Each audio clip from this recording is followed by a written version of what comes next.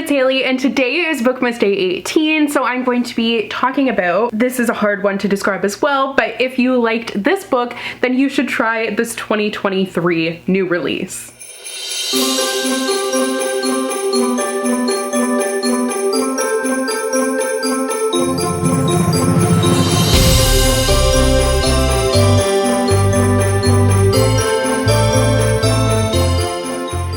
Again, a video that I'm bringing back from last year because I thought it was so much fun, and I actually have a really big list today to talk about. But essentially, I love doing these if you liked this then you might like this videos, because it's so helpful to recommend a book based on something that someone has already read and probably loved. It's one of the easiest ways, when you're working at a bookstore, to recommend something to someone, because you gotta try and find similarities and then you're able to find something else that you like, if that makes sense. I'm over explaining this, but before we get into the video, don't forget to click that subscribe button and then click the bell icon so you'll be notified whenever I post. I'm going to be posting a new video every single day for the entire month of December, so you don't want to miss any of those. And without further ado, let's get into it. So first of all, if you liked Every Summer After by Carly Fortune, which I know I did, then you should definitely try out Same Time Next Summer by Annabelle Monaghan. These books are quite similar in the fact that it is dealing with a childhood friends to lovers sort of romance. I mean, at least I'm assuming that this new one will, but it is about a woman who ends up going back to her family's beach house after years not being there, and she's going to plan her wedding. So she's there with her fiance, but then she ends up running into the boy that she used to spend all of her summers with and hasn't seen in a very long time. So I'm sure you can definitely see where I'm getting the similarities here. This is actually by the author of Nora Goes Off Script, which I read last year, and I think this just sounds so much fun. It also kind of made me think a little bit of The Beach Trap, which I read this year, but mostly I just thought of this one. We've got a childhood, reuniting. I couldn't think of that word for whatever reason, and we have the tension that comes with that, but then we have the added stress thrown in of an impending wedding and everything, and yeah, it seems like it's gonna be a mess, but I'm here for it. Speaking of Annabelle Monaghan, if you liked Nora Goes Off Script by Annabelle Monaghan, then you should try out Romantic Comedy by Curtis Sittenfeld. So the similarities between these two are that they both are about writers, and both are about writers who are kind of in a space where they don't want anything to do with love or romance. They are not interested, but then a handsome pop star or famous person ends up coming in and changing all of that. So in Nora Goes Off Script, we have a mother who has just divorced, or I don't even remember if they're officially divorced, but has separated from her husband, realized she wasn't happy with him, and then she ends up writing, she's a script writer, so she ends up writing this script, it gets picked up, and her and the mega superstar who ends up starring in it to play her husband, they end up really hitting it off and having this relationship. In Romantic Comedy, same sort of thing, but it is a comedy writer, and you have this pop star who ends up showing up. I'm super intrigued and excited to read this one. I think it sounds like a really interesting concept, and I really love the cover, to be honest. It's different, but I quite enjoy it. So yeah, I think if you liked the vibes of this one, you will probably like that one. Next up, if you enjoyed The Downstairs Girl by Stacey Lee, then you should try The Davenports by Crystal Marquez, or Marquis? I will have to look at the audiobook to see exactly how to pronounce that one. But the reason that I say that these are similar, it was kind of hard to find a pair for The Davenports, to be honest, but then I was thinking that it is set in it's set in the 1910s in Chicago specifically, but this one is set in the 1890s, but it is dealing with a non-white main character in a historical fiction, which is not very common. So The Downstairs Girl is dealing with a Chinese American main character in 1890s in Atlanta, and really I could have picked any of Stacey Lee's books, to be honest, but I just wanted to recommend this one if you are looking for more diverse historical fiction. I'm super excited for The Davenports. It is, like I said, set in the 1910s in Chicago, but it's supposed to be swoon-worthy at the same time as being informative and everything. It seems like it's going to be like a smashing success for me. It's definitely one that I cannot wait for. Like, I'm really, really excited for it. And I'm always excited when there are more diverse historical fictions coming out, because it definitely is a genre that could do with some diversity. Next up, if you enjoyed You Should See Me in a Crown by Leah Johnson, then you should try out Friday I'm in Love by Cameron Garrett, which has like the most stunning cover. I am obsessed with it. But these are both stories that are dealing with LGBTQ plus main characters and kind of this big event or big party that they're working towards. So in this book, you're dealing with a character who is trying to be prom queen, and that's because like prom queen comes with a prize that would really help her out with her future. And she's Black and she's lesbian, so it's something that like her community has completely barred her from, and she's trying to shake things up. Now in Friday I'm in Love, you have a character who wants to have a coming out party. She is like past her sweet 16 and I guess didn't get to have a like party for it, so now she wants to have this epic coming out party, and I just think that sounds absolutely adorable. Like, so excited for that one. It's supposed to be a love letter to rom-coms, and I also have already read Full Disclosure by Cameron Garrett and was a really big fan, so definitely have this one on my radar. Next up, if you enjoyed White Smoke by Tiffany D. Jackson, then you should try out Delicious Monsters by LaSalle Sambury. LaSalle Sambury is the author of Blood Like Magic, which I have not gotten the chance to read yet, but I am really excited to get to it.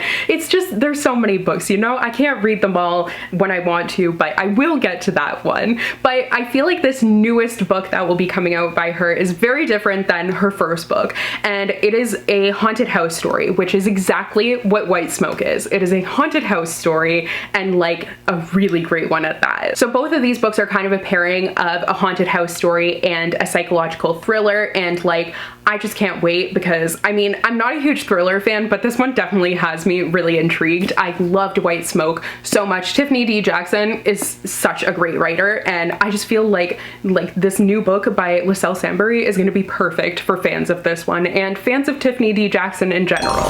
Next up, if you enjoyed You've Reached Sam by Dustin Tao, then you definitely should try out Always Isn't Forever by J.C. Cervantes. This is definitely very, very similar. So in You've Reached Sam, if you're unfamiliar with it, it's the story of a girl who she's in love, like her first love has been very intense, very powerful, but he died, and you literally like start the story on the day of his funeral, and she ends up calling him to hear his voice one last time, but he actually picks up, and she has this like limited time connection with him to say goodbye. So very emotional, but like such a beautiful story. And in Always Isn't Forever, it's a very similar thing.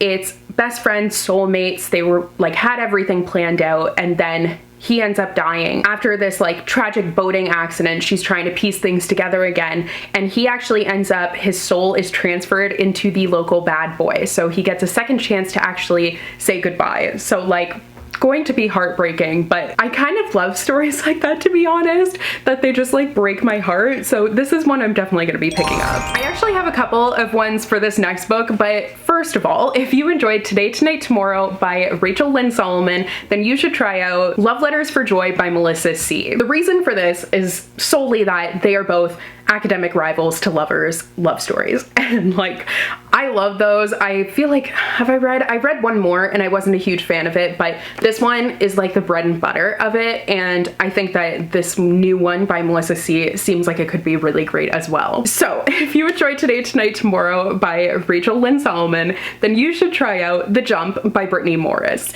Now, hear me out. These are definitely in a very different genre. They are not the same at all, but the scavenger hunt around Seattle is a main part of this academic rivals to lovers love story. That is exactly what you're getting in The Jump. It is way more high stakes, like a dangerous sort of scavenger hunt around Seattle, but you know, if that was a part of this book that you loved, then look no further than The Jump. So yeah, it's essentially a dangerous scavenger hunt that they are getting involved in around Seattle, but they're trying to win this prize to save their communities and their family. So definitely like different high stakes, but you know, you can see the connection. Next up, this one has been puzzling me, to be honest, because I feel like there's a book that would fit better, and I can't think of what it is, but I feel like it was a book where there was like a character, okay, This Time Will Be Different by Misa Sugera. If you enjoyed this one, then you should try Practice Makes Perfect by Sarah Adams.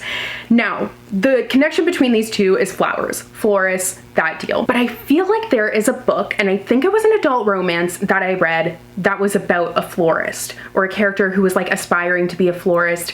I don't know if I saw it in a movie or something, but I can like very vividly picture this like little stand that the character has. This is the problem with me reading so many books that I can't piece them together. I can't figure it out. So yeah, I'm gonna try and figure that one out, and if I can before this video is posted, then I will add it in here. But please comment and let me know like which one I'm thinking of, if you might know, even though I gave you zero information. I used to hate when people did this to me at the bookstore, but I did actually also love it because it was a challenge, and a lot of times I would actually get the right book. But anyways, this one I do say is still like the florist thing because it deals with a main character whose family has had this florist shop for generations, and she obviously, like, flowers are a really big part of the story. And in Practice Makes Perfect, you are also dealing with a florist, but it is an adult romance on the other hand. But like Sarah Adams, her adult romances are very PG. Next up, if you enjoyed Red, White, and Royal Blue by Casey McQuiston, then you should definitely try out Anna Maria and the Fox by Liana de la Rosa. The main difference here is that Anna Maria and the Fox is a straight love story, and this one is very much a male-male romance, but that you would probably enjoy that one if you liked this one, because the characters, it's a Mexican heiress and a British politician who end up falling in love. So like those vibes definitely are there. Like we have the first son of the first female president of the United States and Prince Henry of the UK in here that are falling in love. So those kind of like royal forbidden romance things, we have all of that in this other book as well.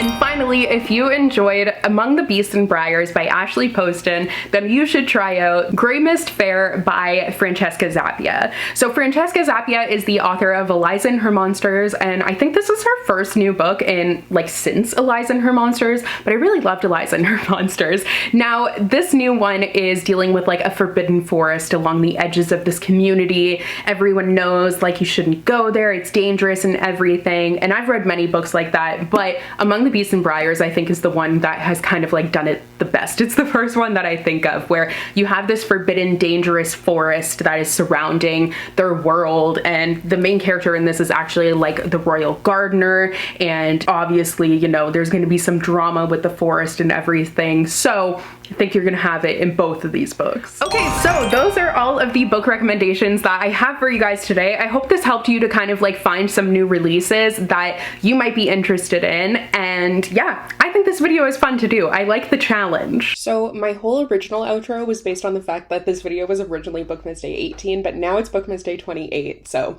I'm just gonna redo it really quickly here. But thank you guys so much for watching today's video. I hope you enjoyed. I think I may have already said that, but whatever. Tomorrow is going to be Bookmas Day 29, so I'm going to be talking about my most anticipated releases for 2023, which is going to be a lot of fun. So I will see you in that video tomorrow. Bye!